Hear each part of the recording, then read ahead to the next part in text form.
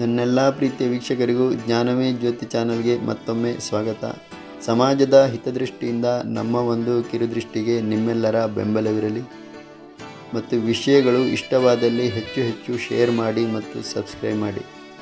ಹಣದಿಂದ ಸಂಪತ್ತಿನ ಸಾಮ್ರಾಜ್ಯವನ್ನು ಕಟ್ಟಬಹುದಾದರೂ ಗುಣದಿಂದ ಹೃದಯಗಳ ಸಾಮ್ರಾಜ್ಯವನ್ನು ಕಟ್ಟಬಹುದು.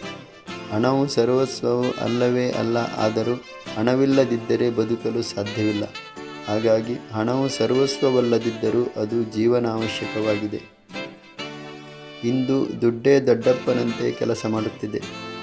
ಹಣವಿದ್ದರೆ ಮಾತ್ರ ಸರ್ವರು ನಮ್ಮವರು ಎನ್ನುವಷ್ಟರ ಮಟ್ಟಿಗೆ ಸಮಾಜ ಬಂದು ನಿಂತಿದೆ. ಆದರೆ ಬಾಹ್ಯವಾಗಿ ಎಷ್ಟೇ ಹಣ ಮತ್ತು ಹಣವಂತರನ್ನು ಗೌರವಿಸಿದರೂ ಹೃದಯಾಂತರಾಳದಿಂದ ಗುಣ ಮತ್ತು ಗುಣವಂತರನ್ನು ಮೆಚ್ಚಿಕೊಂಡಿರುವುದು ಇಂದಿಗೂ ಮಾನವೀಯ ಮೌಲ್ಯಗಳು ಅಳಿಯದೆ ಉಳಿದಿವೆ ಎನ್ನುವುದು ಸಂತಸ ಮತ್ತು ಸಮಾಧಾನದ ವಿಷಯವಾಗಿದೆ. ಮತ್ತು ಹಣಕ್ಕಿಂತ ಗುಣವೇ ಮೇಲು ಎಂದು ನಿಜವಾಗಿದೆ. ನಾವು ಹಣದ ಸಮಸ್ಯೆಯಿಂದ ದೂರವಿರಬೇಕಾದರೆ ಉಳಿತಾಯ ಮತ್ತು ಹೂಡಿಕೆಗಳು ಅತಿ ಮುಖ್ಯವಾಗಿದೆ. ಇಂದಿನ ದುಬಾರಿ ಬೆಲೆ ಮತ್ತು ಖರ್ಚು ವೆಚ್ಚಗಳನ್ನು ಗಮನಿಸಿದಲ್ಲಿ ಉಳಿತಾಯವೆನ್ನುವುದು ಬಹಳ ಕಷ್ಟ ಸಾಧ್ಯವಾಗಿದೆ. ವೇಗದಲ್ಲಿ ಏರುತ್ತಿರುವ ಬೆಲೆಗಳು ಮತ್ತು ಆಧುನಿಕತೆಗೆ ಬದಲಾಗುತ್ತಿರುವ ಜೀವನ ಶೈಲಿಯಿಂದಾಗಿ ಉಳಿತಾಯವೆನ್ನುವುದು ಒಂದು ಸವಾಲಾಗಿದೆ. ಹಣ ಗಳಿಸುವುದು ಎಷ್ಟು ಮುಖ್ಯವೋ ಉಳಿಸುವುದು ಕೂಡ ಅಷ್ಟೇ ಮುಖ್ಯ. ಏಕೆಂದರೆ ನಾಳೆಯನ್ನು ಬಲ್ಲವರಿಲ್ಲ.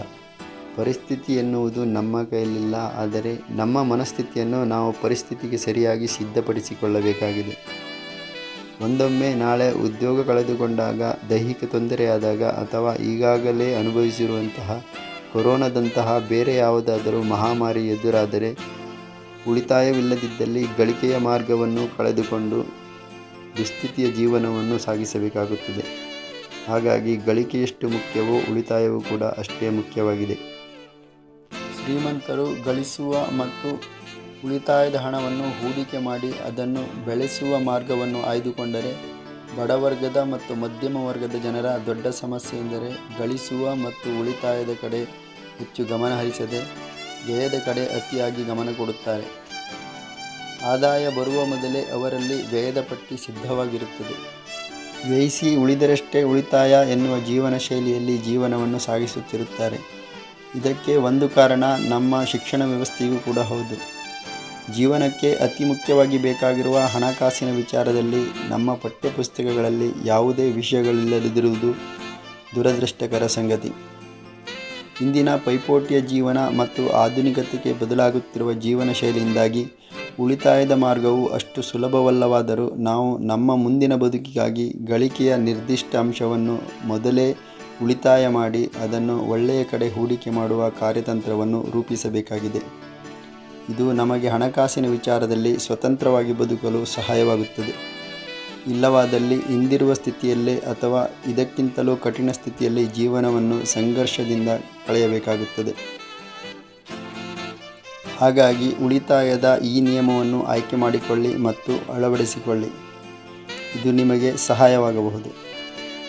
ಸಾಮಾನ್ಯವಾಗಿ ಉಳಿತಾಯ ಎಂದರೆ ಆದಾಯದಲ್ಲಿ ಖರ್ಚನ್ನು ಮಾಡಿ ಉಳಿದರೆ ಉಳಿತಾಯವಾಗುತ್ತದೆ. ಆದರೆ ಇಂದಿನ ಈ ಸ್ಥಿತಿಯಲ್ಲಿ ಅದು ಸಾಧ್ಯವಾಗುತ್ತಿಲ್ಲ. ಹಾಗಾಗಿ ನಾವು ಆ ನಿಯಮವನ್ನು ಬದಲಾಯಿಸಬೇಕಾಗಿದೆ. ಈ ಆದಾಯದ ನಿಯಮವನ್ನು ನೀವು ಆಯ್ದುಕೊಳ್ಳಿ ಮತ್ತು ಅಳವಡಿಸಿಕೊಂಡರೆ ನಿಮಗೆ ಸಹಾಯವಾಗಬಹುದು. ಹೇಗೆಂದರೆ, ಆದಾಯದ ಸ್ವಲ್ಪ ಮೊತ್ತವನ್ನು ಮೊದಲೇ ಉಳಿತಾಯ ಮಾಡಿ ನಂತರದ ಹಣವನ್ನು ಖರ್ಚು ಮಾಡುವ ಆಯ್ಕೆಯನ್ನು ಆಯ್ದುಕೊಳ್ಳಿ. ನಿಮ್ಮ ಆದಾಯ 10,000ವಾದರೆ ಅದರ 20% ಉತ್ತಮ, ಸಾಧ್ಯವಾಗದಿದ್ದರೆ 10% ಅಂದರೆ 1,000 ರೂಪಾಯಿಯನ್ನಾದರೂ ಉಳಿಸಿ ಅದನ್ನು ಉತ್ತಮ ಕಡೆ ಹೂಡಿಕೆ ಮಾಡುವ ನಿರ್ಧಾರಕ್ಕೆ ಬನ್ನಿ. ಮೊದಲು ನಿಮಗೆ ಇದು ಕಠಿಣವೆನಿಸಿದರೂ ಮುಂದೆ ಅದು ಅಸಾಧ್ಯವಾಗದು. ಹಣದ ಉಳಿತಾಯದ ಮಾರ್ಗಕ್ಕಾಗಿ ಇಲ್ಲಿ ಕೆಲವೊಂದು ವಿಷಯಗಳನ್ನು ನೀಡಲಾಗಿದೆ. ನೀವು ಅದನ್ನು ಅಳವಡಿಸಿಕೊಂಡರೆ ನಿಮಗೆ ಅದು ಸಹಾಯವಾಗಬಹುದು. ಸರಳ ಜೀವನ ಕ್ರಮವನ್ನು ರೂಪಿಸಿಕೊಳ್ಳಿ. ಇನ್ನೊಬ್ಬರ ಜೀವನ ಶೈಲಿಗೆ ಮಾರು ಹೋಗದೆ ಮತ್ತು ಪೈಪೋಟಿಯ ಜೀವನಕ್ಕೆ ಬೀಳದೆ ನಿಮ್ಮ ಆದಾಯಕ್ಕೆ ಅನುಗುಣವಾಗಿ ಖರ್ಚು ವೆಚ್ಚಗಳನ್ನು ರೂಪಿಸಿಕೊಳ್ಳಿ ಮತ್ತು ಅದನ್ನು ಅಳವಡಿಸಿಕೊಳ್ಳಿ.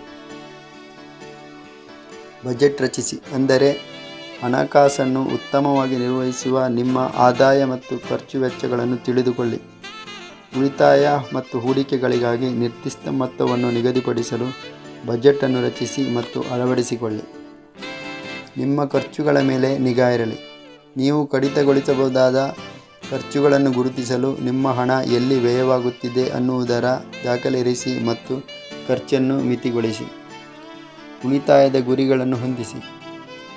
ಅಲ್ಪಾವಧಿಯ ಅಥವಾ ದೀರ್ಘಾವಧಿಯ ಉಳಿತಾಯ ಮತ್ತು ಹೂಡಿಕೆಯ ಗುರಿಗಳನ್ನು ಹೊಂದುವುದು ಉಳಿತಾಯಕ್ಕೆ ಆದ್ಯತೆ ನೀಡಲು ಸಹಾಯವಾಗುತ್ತದೆ. ದೀರ್ಘಾವಧಿಯ ಉಳಿತಾಯವು ನಿಮಗೆ ಒಂದು ಉತ್ತಮ ಮೊತ್ತವನ್ನು ಸಂಗ್ರಹಿಸಲು ಸಾಧ್ಯವಾಗಬಹುದು. ಉಳಿತಾಯವನ್ನು ಸ್ವಯಂಚಾಲಿತಗೊಳಿಸಿ.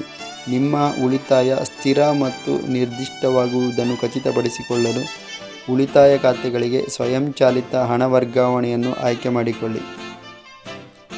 ಅನಗತ್ಯ ಖರ್ಚುಗಳನ್ನು ಕಡಿಮೆಗೊಳಿಸಿ. ಅನಗತ್ಯ ಖರ್ಚುಗಳನ್ನು ಕಡಿಮೆಗೊಳಿಸಲು ಅನಗತ್ಯ ಶಾಪಿಂಗ್, ಅತಿಯಾದ ಕ್ರೆಡಿಟ್ ಕಾರ್ಡ್ ಬಳಕೆ ಮತ್ತು ಸಾಲಕ್ಕೆ ಮುಂದಾಗಬೇಡಿ. ಸಣ್ಣ ಪುಟ್ಟ ಕಾರ್ಯಗಳಿಗೆ ಮತ್ತು ರಿಪೇರಿಗೆ ಇತರರನ್ನು ನೇಮಿಸಿಕೊಳ್ಳುವ ಬದಲು ಸಾಧ್ಯವಾದಷ್ಟು ಅದನ್ನು ನೀವೇ ಮಾಡಿ. ಬಳಕೆಯಾಗದ ವಸ್ತುಗಳನ್ನು ಮಾರಿಬಿಡಿ. ನಿಮ್ಮಲ್ಲಿ ಬಳಕೆಯಾಗದ ವಸ್ತುಗಳಿದ್ದರೆ ಅದನ್ನು ಸಂಗ್ರಹಿಸಿಟ್ಟುಕೊಳ್ಳಬೇಡಿ. ಅದನ್ನು ಮಾರುವುದರಿಂದ ನಿಮ್ಮಲ್ಲಿ ಸ್ವಚ್ಛತೆ ಮತ್ತು ಸ್ವಲ್ಪ ಮಟ್ಟಿನ ಹಣ ಸಂಗ್ರಹವಾಗುತ್ತದೆ. ಖರೀದಿಯ ನಿರ್ದಿಷ್ಟ ಆಯ್ಕೆ ಮತ್ತು ಸಮಯವನ್ನು ಮೊದಲೇ ನಿರ್ಧರಿಸಿ. ಅಗತ್ಯಗಳಿಗೆ ವಿರುದ್ಧವಾಗಿ ಮತ್ತು ಅನಿವಾರ್ಯವಲ್ಲದ ವಸ್ತುಗಳಿಗಾಗಿ ಕಾಯುವ ಅವಧಿಯನ್ನು ಜಾರಿಗೊಳಿಸುವ ಮೂಲಕ ಖರೀದಿಯ ನಿಯಮವನ್ನು ನಿರ್ವಹಿಸಿ. ಸಾಧ್ಯವಾದಷ್ಟು ಸಾರ್ವಜನಿಕ ಸಾರಿಗೆಗಳನ್ನು ಬಳಸಿ. ಗ್ಯಾಸ್, ವಿದ್ಯುತ್ ಮತ್ತು ನೀರುಗಳನ್ನು ಮಿತವಾಗಿ ಬಳಸುವುದರಿಂದ ಅದರ ಬಿಲ್ಗಳನ್ನು ನೀವು ಕಡಿತಗೊಳಿಸಬಹುದು. ಒಂದು ಮಾತು ನೆನಪಿನಲ್ಲಿಡಿ, ಹಣವು ಜೀವನಾವಶ್ಯಕವಾಗಿ ಎಷ್ಟು ಮುಖ್ಯವೋ ನೆಮ್ಮದಿ ಮತ್ತು ಆರೋಗ್ಯವು ಅದಕ್ಕಿಂತಲೂ ಮುಖ್ಯವಾಗಿದೆ. ಹಾಗಾಗಿ ಹಣದ ಹಿಂದೆ ಬಿದ್ದು ನಿಮ್ಮ ನೆಮ್ಮದಿ ಮತ್ತು ಆರೋಗ್ಯವನ್ನು ಹಾಳು ಮಾಡಿಕೊಳ್ಳಬೇಡಿ. ಹಣವನ್ನು ಗಳಿಸುವ ಭರದಲ್ಲಿ ನಿಮ್ಮ ಆರೋಗ್ಯವನ್ನು ನೀವು ಹಾಳು ಮಾಡಿಕೊಂಡಲ್ಲಿ ನೀವು ಗಳಿಸಿದ ಮತ್ತು ಉಳಿಸಿದ ಎರಡೂ ಹಣವನ್ನು ನೀರಿನಂತೆ ನುಂಗಿ ಅದು ನಿಮ್ಮ ನೆಮ್ಮದಿಯನ್ನು ಹಾಳು ಮಾಡಬಹುದು. ಹಣದಲ್ಲಿ ಸ್ಥಿತಿವಂತರಾಗಿ, ಗುಣದಲ್ಲಿ ಗುಣವಂತರಾಗಿ, ಆರೋಗ್ಯವಂತರಾಗಿ, ಆನಂದದಿಂದ ಬಾಳುವಂತಾಗಲಿ ಎಂದು ಬಯಸುತ್ತಾ, ಸಮಾಜದ ಹಿತದೃಷ್ಟಿಯಿಂದ ನಮ್ಮ ಒಂದು ಕಿರುದೃಷ್ಟಿಗೆ ನಿಮ್ಮೆಲ್ಲರ ಬೆಂಬಲವಿರಲಿ ಮತ್ತು ನಮ್ಮ ಚಾನಲ್ನಲ್ಲಿ ಬರುತ್ತಿರುವ ವಿಷಯಗಳು ನಿಮಗೆ ಇಷ್ಟವಾದಲ್ಲಿ ಹೆಚ್ಚು ಶೇರ್ ಮಾಡಿ ಮತ್ತು ಸಬ್ಸ್ಕ್ರೈಬ್ ಮಾಡಿ ಮತ್ತು ಲೈಕ್ ಮಾಡುವುದನ್ನು ಮರೆಯಬೇಡಿ ಮತ್ತು ನಿಮ್ಮ ಅಭಿಪ್ರಾಯಗಳನ್ನು ಕಮೆಂಟ್ನಲ್ಲಿ ತಿಳಿಸಿ. ಸರ್ವರು ಸಂತೋಷದಿಂದ ನಗುತ್ತಾ ನಗಿಸುತ್ತಾ ಆರೋಗ್ಯದಿಂದಿರಿ. ಸರ್ವರಿಗೂ ಶುಭವಾಗಲಿ. ಜೈ ಹಿಂದ್.